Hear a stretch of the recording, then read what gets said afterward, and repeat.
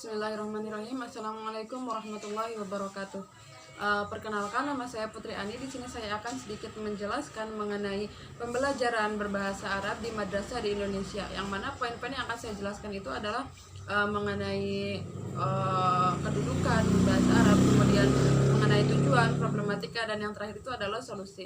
Baik, langsung saja. Yang pertama itu adalah kedudukan. Nah, kedudukan bahasa Arab di sekolah di Indonesia. Nah, bahasa Arab itu merupakan mata pelajaran yang mengembangkan keterampilan berbicara, kemudian berkomunikasi lisan dan juga tulisan. Nah, karena ini kan kita membahas mengenai berbicara berbahasa. Nah, secara otomatis itu akan sangat bersangkutan dengan berkomunikasi. Nah, kemudian dan juga dalam mengungkapkan informasi, pikiran, kemudian perasaan, serta mengembangkan ilmu pengetahuan agama, umum, dan yang lainnya. Kemudian pelajaran berbahasa Arab yang diajarkan di sekolah atau madrasah ini juga berfungsi sebagai bahasa agama dan ilmu pengetahuan, karena seperti namanya sendiri, madrasah secara otomatis itu menjelaskan lebih banyak mengenai agama-agama Islam. Kemudian di samping alat komunikasi seperti itu. Kemudian oleh karena itu pelajaran bahasa Arab di madrasah itu tidak terpisahkan dari bidang-bidang studi mata pelajaran yang berbau-bau keislaman, itu seperti yang biasanya diajarkan di madrasah.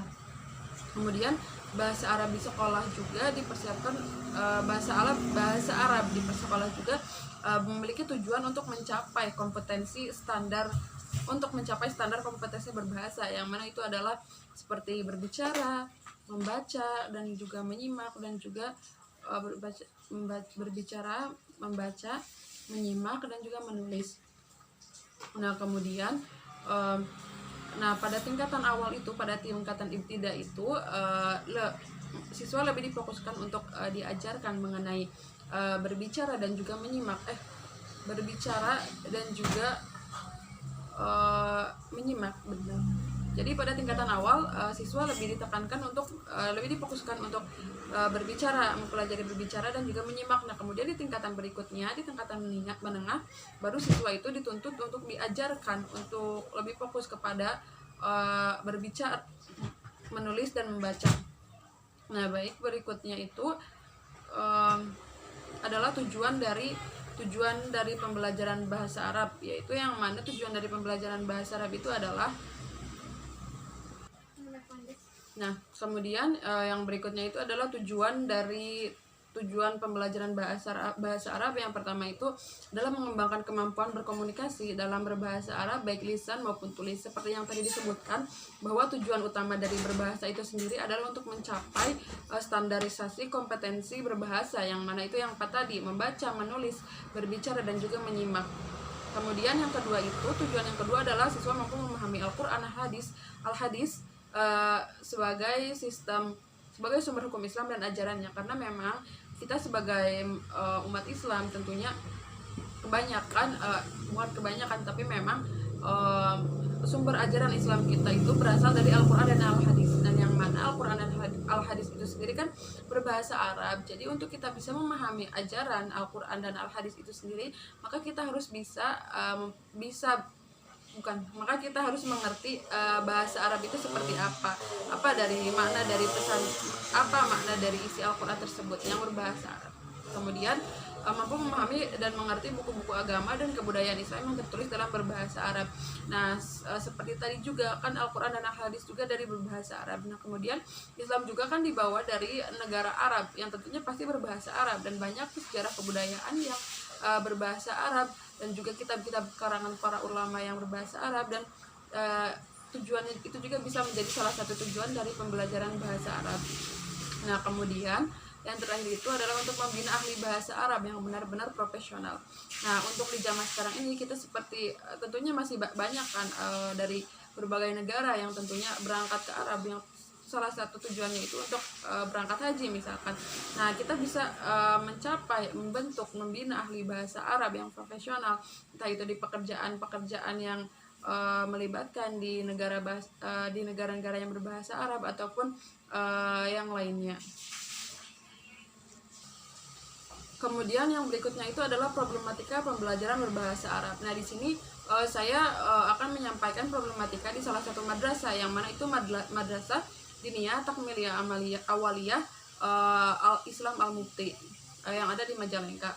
Baik, langsung saja yang mana menurut saya problematika di setelah saya interview yang mana problematika pembelajaran bahasa Arab di madrasah tersebut itu adalah yang pertama itu tata bunyi. Nah, tata bunyi itu maksudnya itu jadi kan tata bunyi seperti pengucapan berbahasa Arab, baik itu seperti contohnya dalam makharijul huruf ketika membaca Al-Qur'an ataupun dalam membaca kalimat-kalimat bahasa Arab itu sendiri. Nah, masih banyak, bukan banyak, tapi masih ada beberapa anak yang memang mereka kurang lancar, kurang paham betul dengan makharijul huruf tersebut. Jadi kurangnya diberikan ajaran mengenai makharijul huruf. Nah, kemudian yang mana makharijul huruf itu sendiri seperti dengan ilmu tajwid, kemudian dan menitik beratkannya pada kepentingan kemahiran membaca Al-Quran. Dan tentunya juga ketika dalam akibat dari kurangnya perhatian tersebut juga jadi ketika si anak itu ketika ada pengajaran untuk mendikte berbahasa Arab itu cenderung kurang mampu menangkap bagaimana apa yang akan mereka tulis, seperti itu.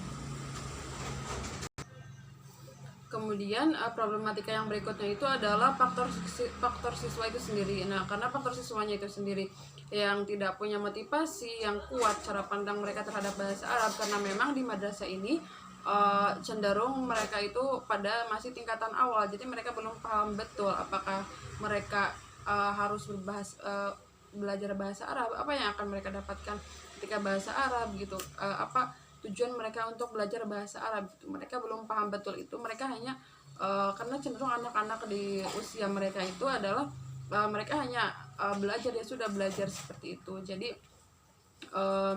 faktor siswanya juga mungkin ada beberapa yang memang siswanya itu bukan kebanyakan, tetapi di madrasah ini siswanya cenderung sedikit karena memang masih banyak karena mereka di usia yang masih sangat awal, masih sangat muda. Jadi mereka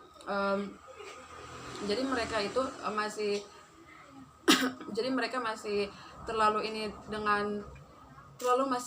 masih ingin banyak main seperti itu. Nah, untuk mengatasinya itu sendiri bisa jadi bagaimana agar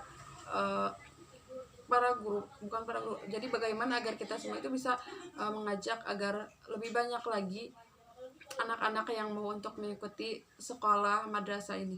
Kemudian yang berikutnya itu adalah metode, yang mana metode itu ketidaktepatan dalam memilih metode atau yang ditawarkan tidak menarik, sehingga menyebabkan siswa tidak bersemangat di dalam belajar. Jadi siswa cenderung lebih terasa monoton gitu ketika belajar bahasa Arab di sini gitu. Jadi intinya kalau di usia 1 sampai kelas 3 mungkin itu bisa digunakan dengan metode yang semenarik mungkin, yang membuat mereka tidak hanya fokus belajar, tetapi juga belajar sambil bermain. Kemudian yang terakhir itu adalah waktu belajar, yang mana waktu belajar di sini di madrasah ini cenderung kurang karena ketika mulainya itu dari sekitar jam 2 atau jam 2 lebih sampai pulang itu sampai jam 4 sore. Kemudian jadi bisa dikatakan untuk waktu belajar di madrasah ini cukup kurang. Nah, kemudian berikutnya itu adalah solusi dari problematika yang tadi telah disampaikan. Nah, yang pertama itu dengan mengajarkan tata bunyi kepada siswa, yang mana mencantumkan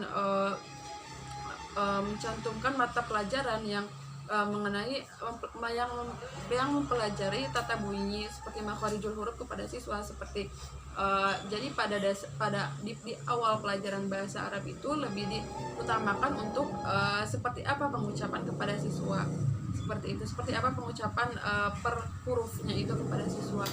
Nah, kemudian yang berikutnya itu guru dituntut untuk lebih eksplor lagi dengan metode dalam pembelajaran siswa di usia ibtidah, karena memang di usia ibtidah itu mereka masih sedang aktif-aktifnya seperti itu. Mungkin mereka harus diberikan metode yang memang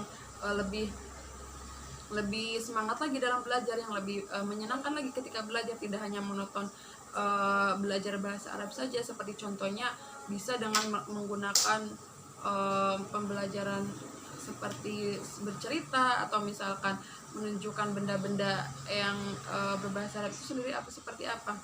Nah, kemudian yang berikutnya itu guru juga memberikan semangat, energi, ceria, dan senang dalam mengajar, sehingga kepada anak-anak pun mereka tidak merasa bahwa pelajaran berbahasa Arab itu terasa sangat membosankan dan sebagainya seperti itu. Jadi guru harus memberikan motivasi yang semangat juga, karena memang kebanyakan mereka kan di awal pada usia masih ibtidak gitu, masih awal. Jadi guru sebaiknya memberikan motivasinya itu bukan dengan kata-kata, karena mereka memang masih kecil, dan juga angka lebih baik guru-guru itu memberikan semangat dan energi, kemudian ceria, senang kepada ketika belajar bersama murid, bersama para siswa tersebut. Dan juga guru juga harus menggunakan metode sepintar mungkin bagaimana agar anak-anak didik tersebut, pada para siswa itu bisa lebih enjoy ketika belajar bahasa Arab. Kemudian waktu dalam belajar itu lebih didisiplinkan lagi, untuk jika memang sudah masuk misalkan di jam lebih awal, jangan